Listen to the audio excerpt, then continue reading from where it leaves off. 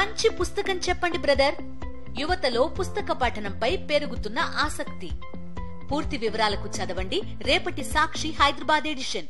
బంగాళాఖాతంలో ఏర్పడిన వాయుగుండం ప్రభావంతో నెల్లూరు జిల్లా వ్యాప్తంగా వర్షాలు పడుతున్నాయి. గూడూరు, నాయుడుపేట, కోవూరు, నెల్లూరు మున్సిపాలిటీల్లో ఉదయం నుంచి ఎడతెరిపి లేకుండా వర్షం కురుస్తోంది. మరో 2 రోజుల పాటు జిల్లా వ్యాప్తంగా వర్షాలు పడతాయని వాతావరణ శాఖ హెచ్చరికలు జారీ చేసింది. అధికారులను జిల్లా కలెక్టర్ అప్రమత్తం చేశారు. 29వ తేదీ వరకు మత్స్యకారులు వేటకు వెళ్లొద్దని ఆదేశాలు జారీ చేశారు. కృష్ణపట్నం పోర్టులో మొదటి ప్రమాద హెచ్చరిక ఎగురవేశారు.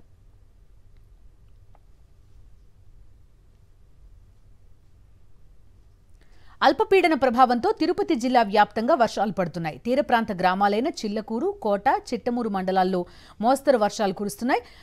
వాకాడు మండలం తూపిలిపాలెంలో సముద్రం అల్లకల్లోలంగా ఉంది. బోడపాలెం తీరంలో సముద్రం సుమారు 30 మీటర్ల మేర ముందుకొచ్చి అలలు ఉవ్వెత్తున ఎగసిపడుతున్నాయి. తీర ప్రాంత గ్రామాల ప్రజలను అధికారులు అప్రమత్తం చేశారు.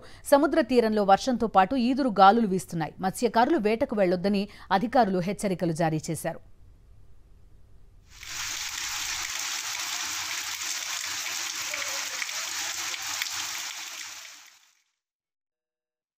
తిరుపతి జిల్లా నాయుడుపేటలో ఉదయం నుంచి మోస్తరు వర్షం కురుస్తోంది. బంగాళాఖాతంలో ఏర్పడిన అల్పపీడనం తీరం దాటినప్పటికీ నాయుడుపేటతో పాటు పెళ్లకూరు, ఓజిలి మండలాల్లో వర్షం కురుస్తోంది. వర్షంతో ప్రధాన రహదారులు జలమయమయ్యాయి.